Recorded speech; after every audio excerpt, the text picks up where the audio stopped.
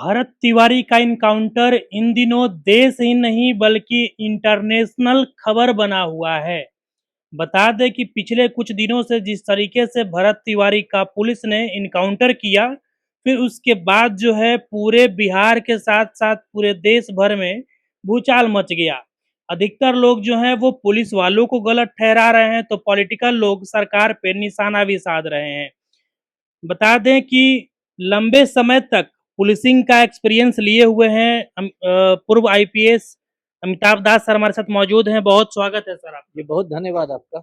Sir किस प्रकार से देख रहे हैं भरत तिवारी का जो इनकाउंटर हुआ उसको? देखिए, भरत तिवारी की हत्या कर दी गई है और भोजपुर पुलिस ने अपनी वर्दी को दागदार कर लिया है एक निर्दोष लड़के की हत्या करके। और ये बहुत शर्मनाक काम है। और मैं दर्शकों को ये भी बताऊं कि भरत तिवारी की हत्या का पूरा षड्यंत्र मुख्यमंत्री आवास पटना में रचा गया था। और इस आपराधिक षड्यंत्र में बिहार के मुख्यमंत्री सम्राट चौधरी भी शामिल हैं।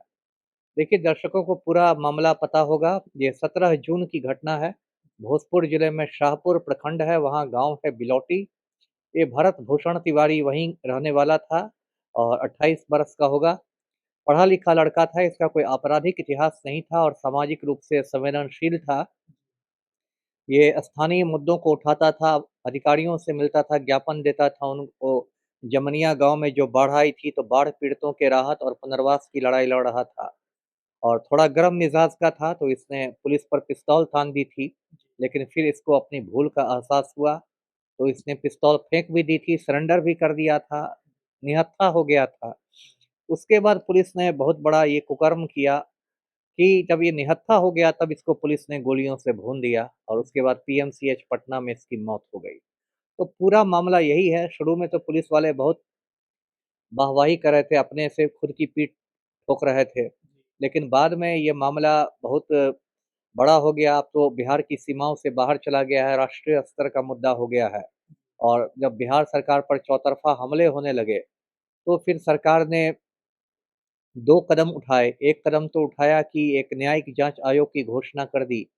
एक रिटायर्ड जस्टिस हैं पटना हाई कोर्ट के विनोद सिन्हा।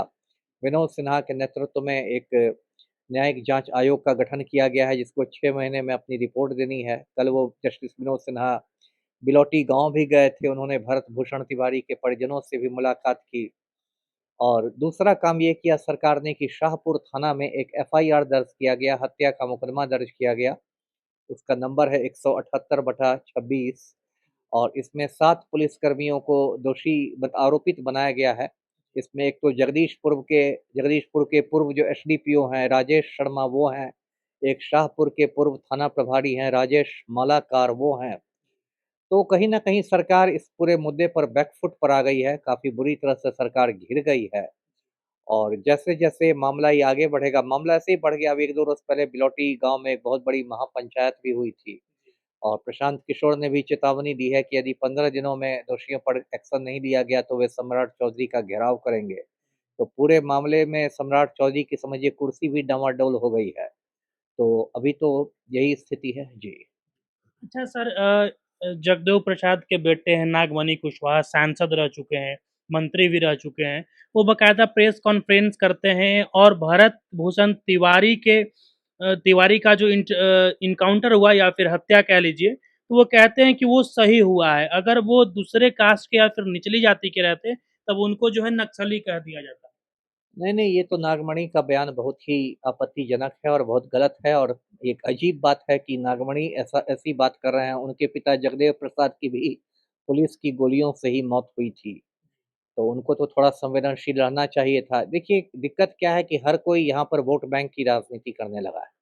अब दर्शकों को मैं बता दूं कि जो नागमणि हैं, ये कुशवाहा समाज से आते हैं, कोयरी बिरादरी के हैं। जो हमारे मुख्यमंत्री हैं सम्राट चौधरी, वो भी कुशवाहा समाज से हैं, कोयरी बिरादरी के हैं। तो नागमणि को ऐसा लगता है कि यदि वो इस मुद्दे पर सम्राट चौधरी के साथ खड़ा होंगे, तो कोयरी वोट बैंक उनसे बहुत प्रसन्न हो जाएगा नागमणि से। तो इसलिए वो इस तरह की बातें कर रहे हैं, लेकिन ये सब बहुत गलत है। इतनी छोटी सोच आपकी नहीं होनी चाहिए कि कोयरी वोट बैंक के चक्कर में आप किसी निर्दोष की हत्या को सही ठहरा रहे हों। तो ये जो बयान नागमणि ने दिया है, ये बहुत मतलब शर्मनाक है। जी। एक और सवाल सर, एमएसएमई डिपार्टमेंट के केंद्रीय मंत्री हैं जीतन राम मांझी। उनका भी सेम यही बयान आता है कि अगर कोई दलित होता तो उसको नक्सली कह देते। अब भरत तिवारी को अपराधी नहीं कह पा रहे हैं कुछ लोग, तो इस पे क्या कहेंगे? ठीक है, पहले भी वो ब्राह्मणों पे टिप्पणियाँ करते आए हैं। आप अभी सर खुद को नास्तिक बताते हैं।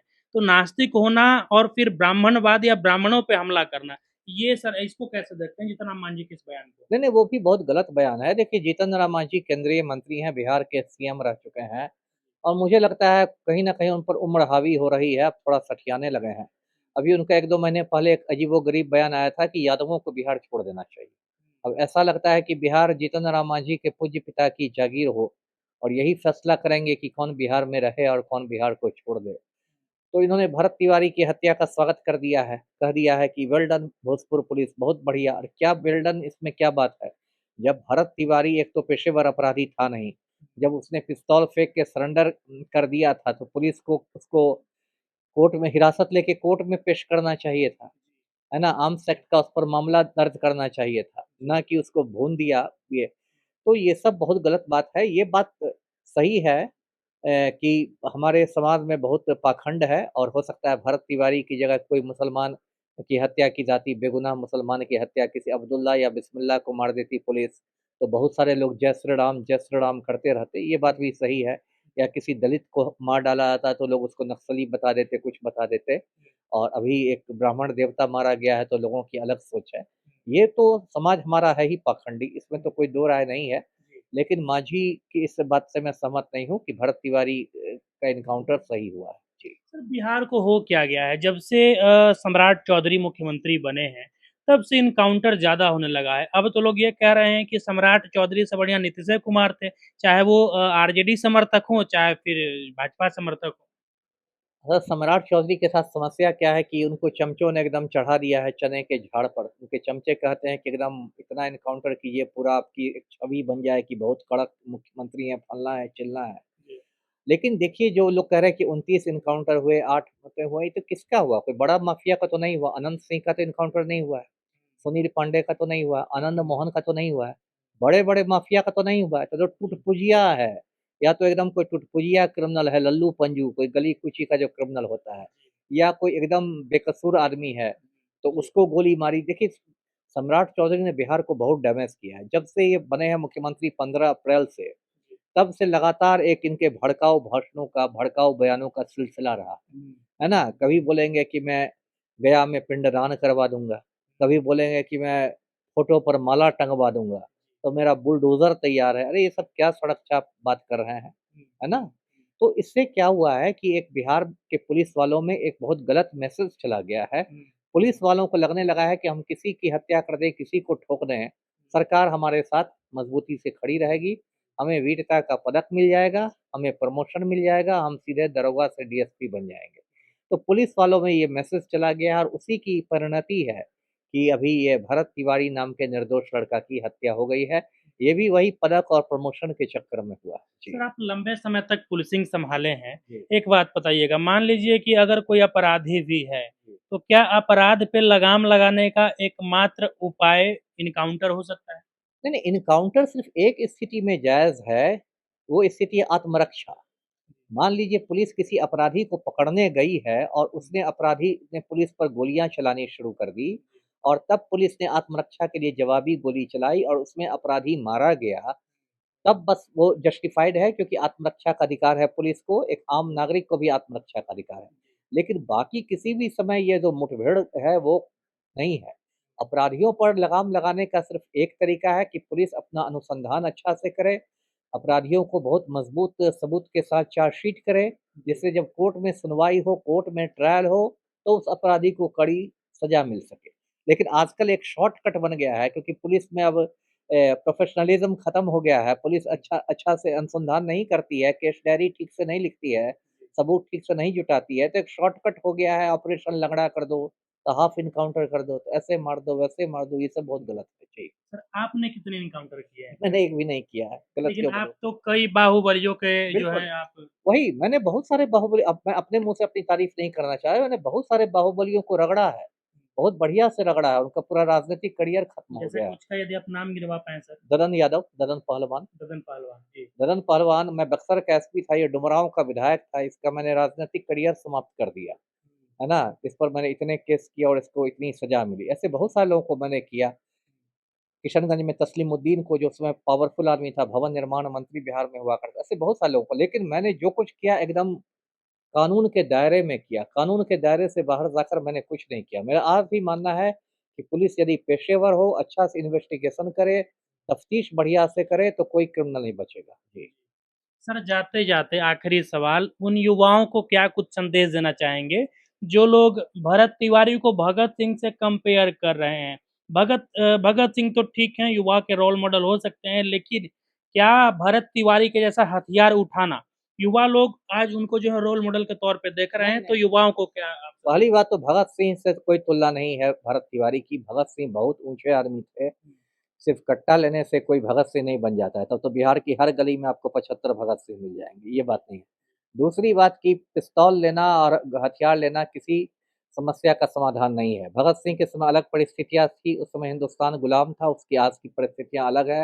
अब हम जनतंत्र में रहते हैं, जनतंत्र में ये पिस्तौल, गोली, हथियार किसी समस्या का समाधान नहीं है। युवाओं को अन्याय के खिलाफ लड़ना चाहिए, लेकिन अहिंसा के रास्ते पर। जैसे अभिजीत दीपके है ना, कॉकरोच जनता पार्टी का जो फाउंडर है, उसने जंतर-मंतर पर अभी सरकार को नाको-दम कर दिया है ना, लेकिन अहिंसा के रास्ते पर है ना, उसने हथियार तो नहीं उठाया है।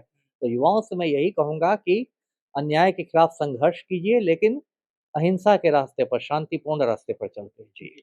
सर एक सवाल आप जो अभी कॉकरोच जनता पार्टी वाला जो आप बात कहे अभिजीत दीपके का, तो कुछ लोग ये कह रहे हैं या फिर ये कह लें कि सत्ता पक्ष के लोग ये कह रहे हैं कि वो तो रहता अमेरिका में है, तो फिर भारत के लोकल समस्या के बारे में वो क्या ही आवाज़ उठा पाएगा? अरे! अमेरिका से तो आके बैठा हुआ है, जंतर-मंतर हो रहा है, तो धूप में बैठा हुआ है। अमेरिका भी गया था तो पहली बात तो पढ़ने गया था। हुँ, पढ़ने के लिए सबको अधिकार है, कोई कहीं जा सकता है।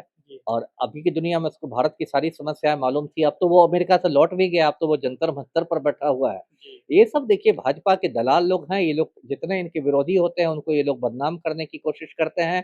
किसान आंदोलन करता है तो उसको खालिस्तानी कह देते हैं, कोई मुसलमान आवाज़ उठाता है तो उसको पाकिस्तानी कह देते हैं, कोई शहरी आदमी, पढ़ा-लिखा आदमी गरीब के लिए लड़ता है तो उसको अर्बन नक्सल कह देते हैं। कोई ये अभिजीत दीपके कहता है तो वो विदेशी हो जाता है। तो ये सब अपना विरोध नहीं बर्दाश्त कर सकते, लेकिन अभिजीत दीपके भारत का नागरिक है, उसको भारत की समस्याओं पर बोलने का, सोचने का पूरा हक है। जी। सर लेकिन उस वो जो उनका जो भी प्रोटेस्ट चल रहा था, उसमें भी जाति सूचक नारे जैसे ब्राह्मणवाद से आज़ादी, इस तरीके का भी नारा लगाया गया, तो क्या ये साजिशन नारा था या फिर नहीं, नहीं साजिशन देखिए होता क्या है कि उसमें और भी बहुत सारे संगठन वाले आ गए थे। हुँ, जंतर-मंतर में जो प्रोटेस्ट हुआ उसमें और भी बहुत सारे मतलब स्टूडेंट्स यूनियन आ गए थे, आइसा वाले आ गए थे और भी संगठन आ गए थे, एसएफआई भी आ गए थे। तो उन्होंने अपने-अपने हिसाब के मुताबिक, अपनी-अपनी सोच के मुताबिक नारे लगाए।